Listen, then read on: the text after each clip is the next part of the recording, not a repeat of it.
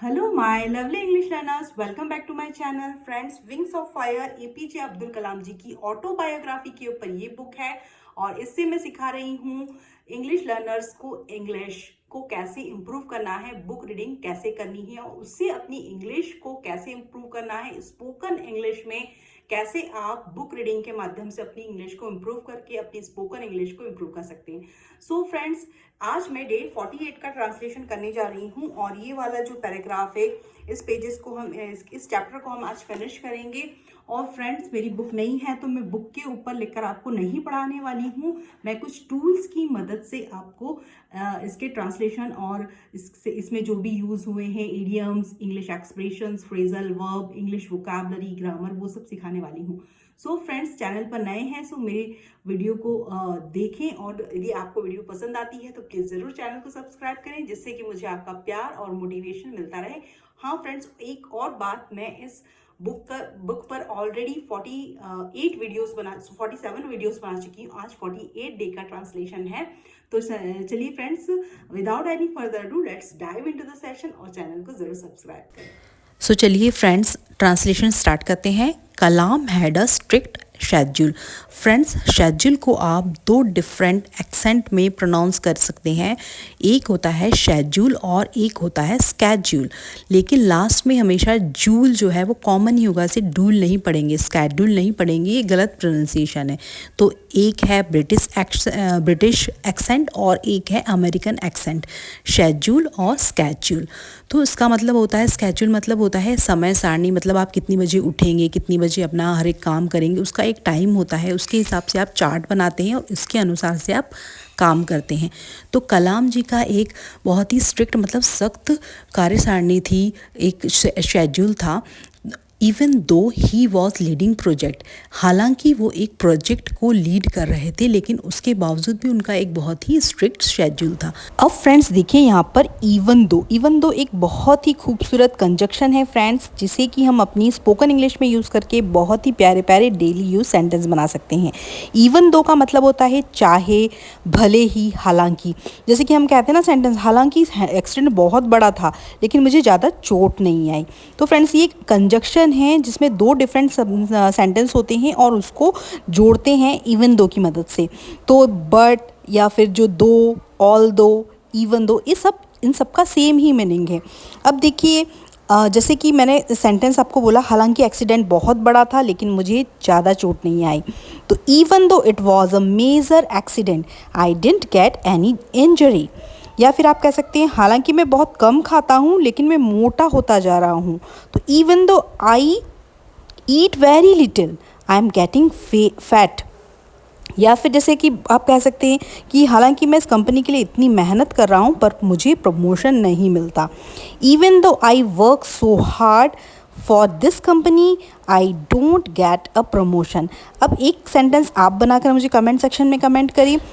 भले ही इस tight T shirt में मैं बिल्कुल सांस नहीं ले पा रहा हूँ लेकिन मुझे ये टी शर्ट बहुत पसंद है। तो फ्रेंड्स, ज़रूर कमेंट करके बताइए कि इसका ट्रांसलेशन क्या होगा। चलिए आगे बढ़ते हैं। तो फ्रेंड्स, यहाँ पर देखिए कलाम जी का बहुत ही स्ट्रिक्ट शेड्यूल था और इवन दो भले ही वो एक प्रोजेक्ट को लीड कर रहे थे लेकिन उनका जो शेड्यूल था वो बहुत ही अपने उसको कार्य सारणी को, रोज़ के काम को लेकर बहुत ही स्ट्रिक्ट थे। Firstly he would enter the office, पहले वो एंटर करते थे अपने ऑफिस में, एंड क्लीन हिज टेबल, अपने टेबल को साफ करते थे। This allowed Kalam to create an environment where he could work effectively. तो ये जो जब आते थे ऑफिस में और अपने टेबल को वगैरह साफ करते थे, तो इस काम को करने के कारण कलाम जी को एक पॉजिटिव इन्वायरमेंट मतलब फ्रेंड्स होता है वातावरण, तो एक पॉजिटिव वातावरण मिलता था जब वो अपने आसपास सब कुछ साफ़ सुथरा दिखते थे। तो इस कारण से वो हर एक काम को इफ़ेक्टिवली, प्रभावी तरीके से कर पाते थे। तो where he could work effectively मतलब वो हर काम को इस कारण से प्रभावी तरीके से कर पाते थे। After cleaning his table, he prioritized the papers that required immediate action. देखिए आफ्टर क्लीनिंग हिज टेबल मतलब उनकी टेबल को वो साफ़ करने के बाद में ही प्रायोरिटाइज्ड, कलाम जी किस चीज़ को प्रायोरिटाइज करते थे? प्रायोरिटाइज करना मतलब होता है प्राथमिकता देना, इंपॉर्टेंस देना। किसको सबसे पहले प्राथमिकता देते थे? वैसे papers, the papers that required immediate action, मतलब ऐसे पेपर जो तुरंत किसी काम के लिए उनके प्रोजेक्ट में ज़रूरी होते थे।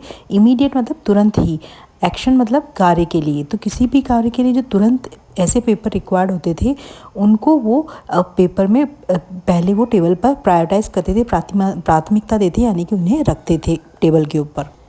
While doing this, he would remove everything else from his side other than those papers. मतलब while मतलब होता है जबकि, doing this जबकि ऐसा करते समय he would remove everything else. everything else मतलब बाकी जितना भी सब कुछ है उस सभी को रिमूव कर देते। रिमूव मतलब होता है हटाना, तो वहाँ से बाकी सभी को हटा देते थे फ्रॉम हिज साइड। साइड मतलब होता है उनकी आंखों के सामने से या उनकी नज़र के सामने से।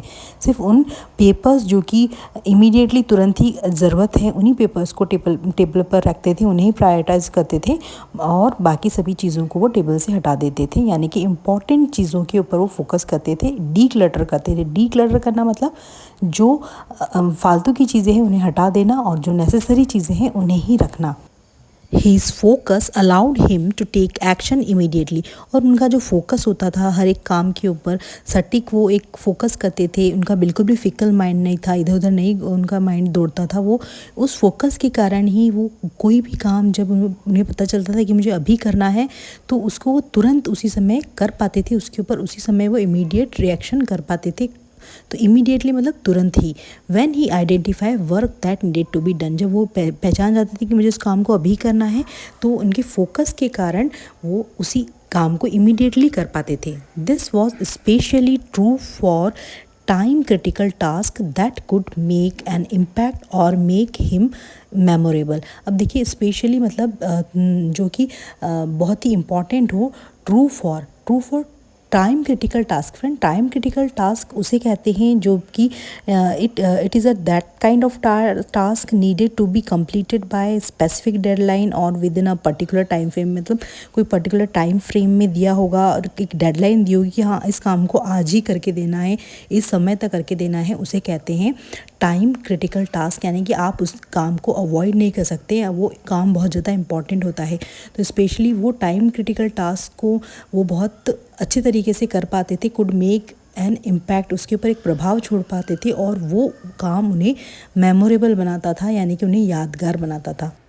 Kalam's general work attitude was daring with persistence to perfection. Kalam ji का जो सामान्य, जनरल मतलब सामान्य रूप से वर्क एटीट्यूड मतलब काम करने का जो तरीका था, तो कलाम जी का जो काम करने का तरीका था वॉज डेयरिंग मतलब साहस और से भरा हुआ रहता था, with persistence to perfection. Friends persistence मतलब होता है निरंतर प्रयास करते रहना जब तक कि आपके काम में परफेक्शन ना आ जाए, अथक प्रयास करते रहना निरंतर, यानी कि इसके सिनोनिम होते हैं परसेवरेंस, कंटिन्यू समथिंग और trying to do something in determined way. मतलब दृढ़ निश्चय कर लेना, किसी काम को बार बार करना जब तक कि वो काम आपका जो है, एक देखते हैं ना छोटा बच्चा बार बार गिरता है फिर उठता है फिर चलने की कोशिश करता है, तो एक बच्चे के अंदर जो एक परसिवरेंस होता है, परसिस्टेंस होता है कि हाँ मुझे चलना है, मतलब वो बार बार ट्राई करता है। तो बच्चे से सीखना चाहिए किस तरीके से आपके भीतर परसिस्टेंस और परसिवरेंस होना चाहिए। आइए कुछ डे टू डे लाइफ के हम सेंटेंसेस बनाते हैं। जैसे कि कहते हैं ना जो स्किल आती है, कौशल आता है, वो सिर्फ प्रैक्टिस, पेशेंस, धैर्य और परसिवरेंस से ही आता है। तो skill comes only with practice, patience and persistence. या फिर ऐसे कहते हैं कि बना सकते हैं कि वो चंद्रा जो था वो डॉक्टर बनना क्योंकि उसने ठान ली थी और उसका जो अथक प्रयास उस एक कामयाब हो गया। तो Chandra was determined to become a doctor and his perseverance paid off, या परसिस्टेंस पेड ऑफ। तो Chandra was determined to become a doctor and his perseverance और परसिस्टेंस पेड ऑफ, मतलब उसने जो डॉक्टर बनने की ठानी। डिटरमाइंड मतलब फ्रेंड्स होता है दृढ़ निश्चय करना, ठान लेना।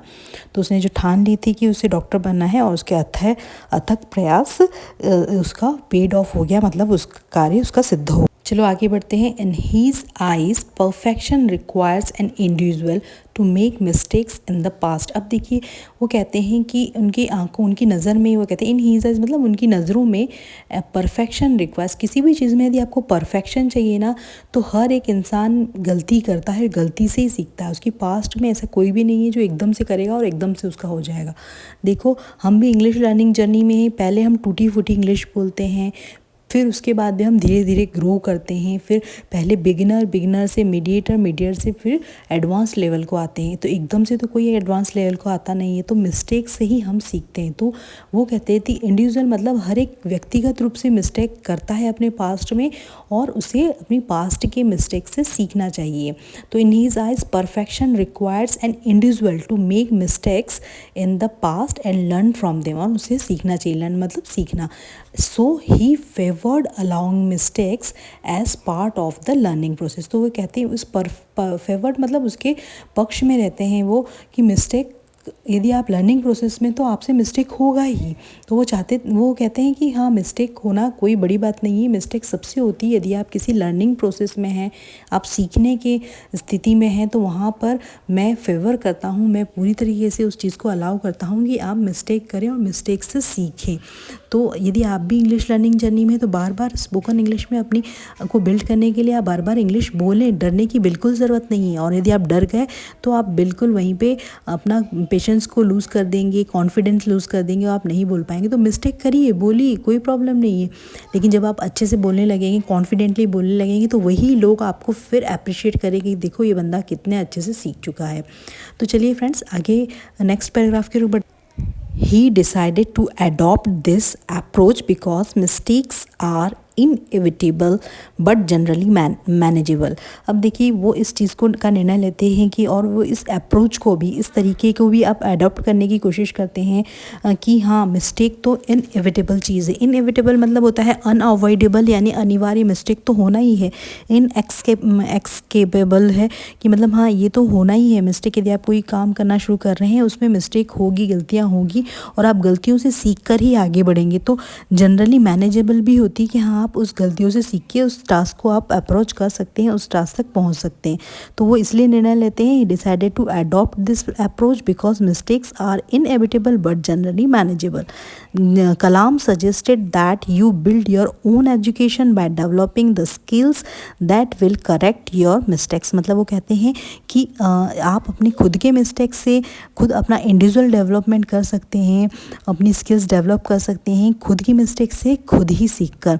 तो मिस्टेक्स बिल्कुल भी इनएविटेबल है। आप आराम से मिस्टेक करें और मिस्टेक्स को से लर्निंग लें, सीखें, और नेक्स्ट टाइम उस दिशा में आप ग्रोथ करें। ऐसा इस पूरे पैराग्राफ का सेंस है। In February 1968, Prime Minister Indira Gandhi visited Thumba and dedicated Thumba Equatorial Rocket Launching Station to International Space Community।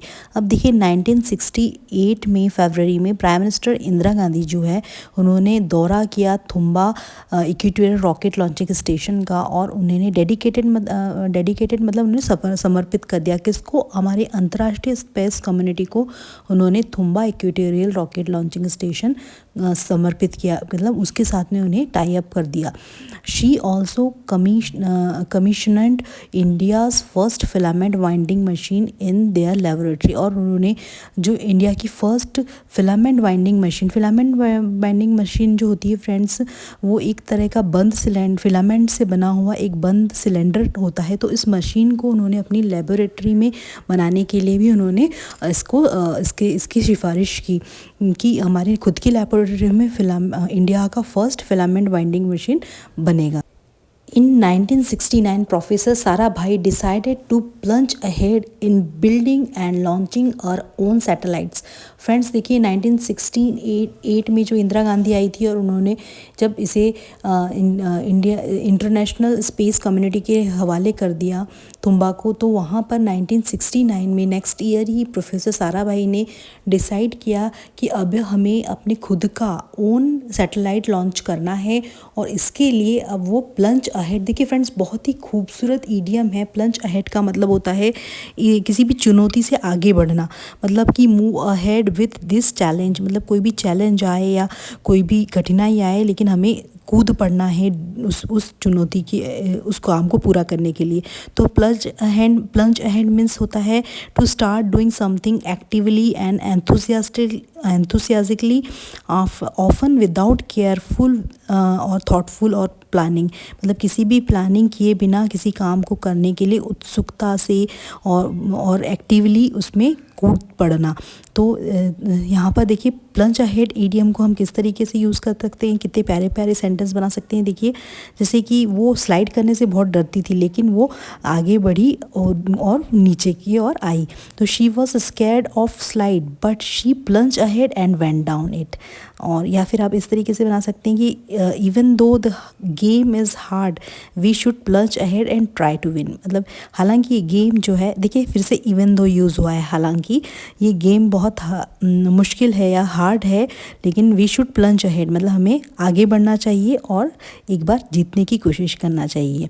या फिर जैसे किसी को कोई आंसर नहीं आ रहा है लेकिन वो एक गैस मार रहा है कि हाँ ये हो सकता है, तो वो उसका आंसर देने के लिए ज़बरदस्ती कूद पड़ा या फिर एक आंसर देने के लिए ट्राई किया, तो उसे भी हम कहते हैं वहाँ पर plunge ahead. He didn't know the answer to the question but he plunged ahead and guessed। मतलब उसे पता नहीं था आंसर क्या है लेकिन वो आगे बढ़ा और उसने एक अनुमान लगाया। तो इस तरीके से प्लंज अहेड को ईडियम को आप अपनी day to day spoken English में यूज़ कर सकते हैं। अब चलिए आगे बढ़ते हैं। ही चोज़ द, अब देखिए चोज़ ये वर्ब की सेकेंड फॉर्म आई है, चॉइस, चोज, चूजन। तो he chose the east coast, उन्होंने ईस्ट कोस्ट को चॉइस किया, जो तट था पूर्वी तट को चॉइस किया, so that vehicle could take the advantage of the earth west to east coast rotation. तो उन्होंने जो पूर्वी तट को चॉइस किया जिससे कि जो हमारा जो लॉन्च सैटेलाइट व्हीकल है वो पूरा का पूरा ईस्ट से, पूर्व से लेकर पश्चिम तक पूरा अच्छी तरह से घूम पाए।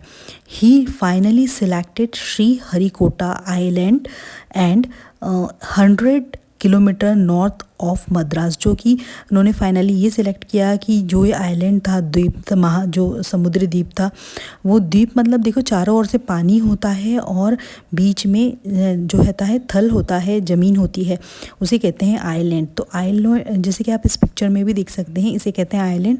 तो ये आइलैंड उन्होंने श्री हरिकोटा आइलैंड को सिलेक्ट किया फाइनली, जो कि मद्रास से नॉर्थ से कितने 100 किलोमीटर दूर था।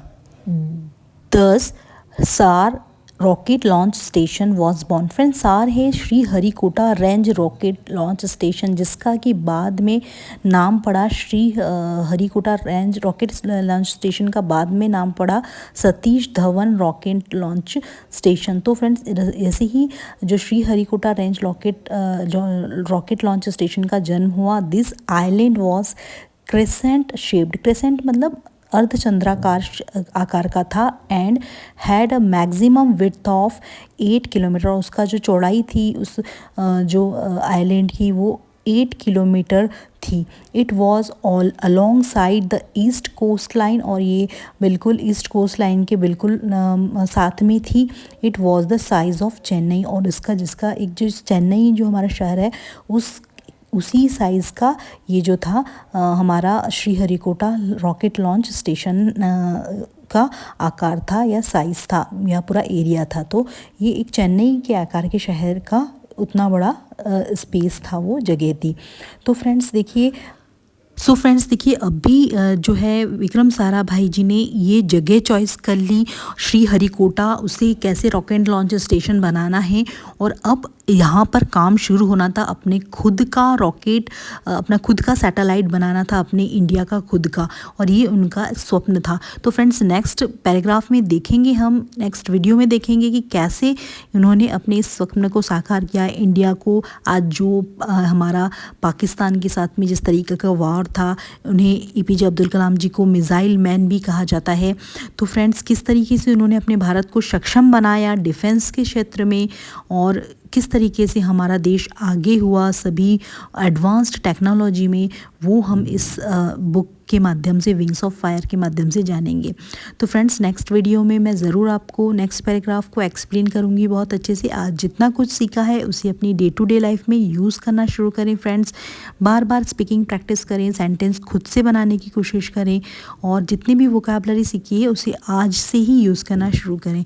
सो फ्रेंड्स मैं मिलती हूँ आपको नेक्स्ट वीडियो में। फ्रेंड्स यदि वीडियो अच्छी लगी है तो चैनल को सब्सक्राइब करें, वीडियो को लाइक और अपनी फ्रेंड्स एंड फैमिली के साथ में शेयर ज़रूर करें, जिससे कि मुझे आपका प्यार और मोटिवेशन मिलता रहे और मैं इस बुक को कंप्लीट कर सकूं। So friends thanks for watching my videos, keep learning, keep watching, keep growing. Thanks for watching my videos.